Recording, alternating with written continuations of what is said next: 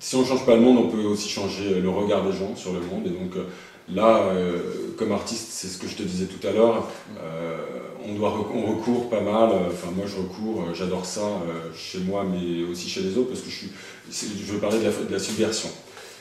La subversion, la dénonciation, quelque chose de caustique, d'un peu explosif, ça c'est quelque chose qui est typique de l'art. Parce que le beau n'est plus assez... on avait eu un... Ouais, le beau, ça c'est encore autre chose. Est-ce qu'on est artiste pour embellir enfin, créer de la beauté pas nécessairement. Enfin, je pense que le combat du beau est plus du tout celui du monde dans lequel on vit, ou en tout cas du monde dans lequel les artistes vivent aujourd'hui. Ce qui est peut-être un peu dommage parfois.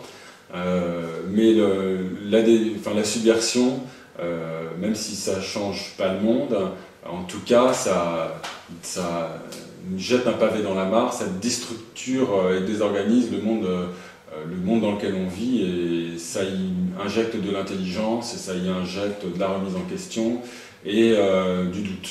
Donc ça, c'est un outil, comment dire, une attitude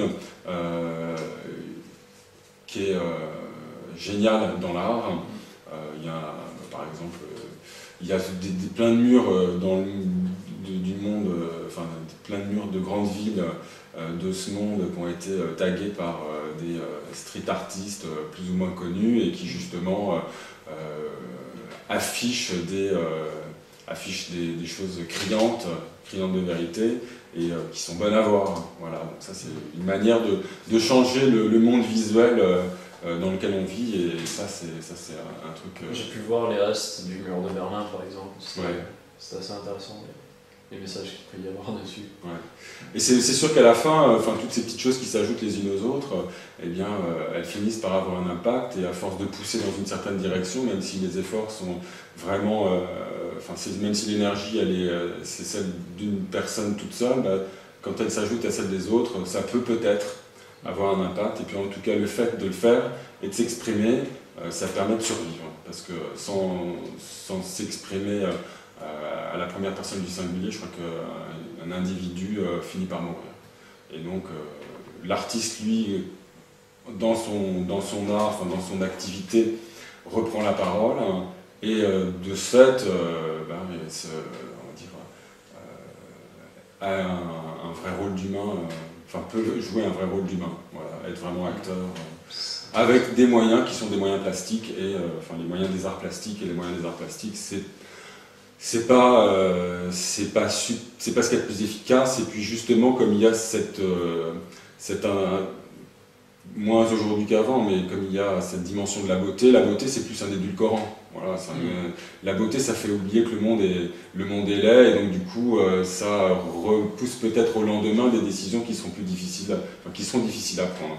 Peut-être que le fait de vivre dans un monde où il y a plein de choses à changer nécessiterait qu'on oublie un petit peu les problématiques de la beauté, et qu'on se mette vraiment au boulot. Mais artistes et activistes, faut vraiment être, faut voir que c'est vraiment différent, c'est pas du tout la même chose. Il y a plein d'artistes qui se rêveraient de changer le monde, et qui s'intitulent artivistes. Artiviste. Oui, artiviste. C'est un mélange d'activisme et d'art. Mais je pense que c'est fallacieux, en tout cas c'est erroné. Et puis le monde de l'art est tellement...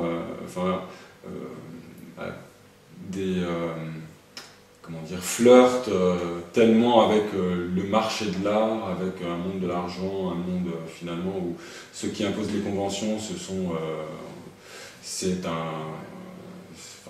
qui en ont les moyens. Ce sont les gens au pouvoir. Du coup, il faut être lucide là-dessus. L'artiste ne va pas nécessairement... ceux pour qui travaille l'artiste, c'est pas des gens qui veulent changer, c'est pas un groupe, une catégorie qui veut changer le monde. Même si lui, l'artiste, au cœur noble, le souhaiterait. Bon, donc il y a ce genre d'interférences qui font que le débat n'est pas si simple, et que l'art, finalement, est comme une sorte est une valeur marchande, comme une autre.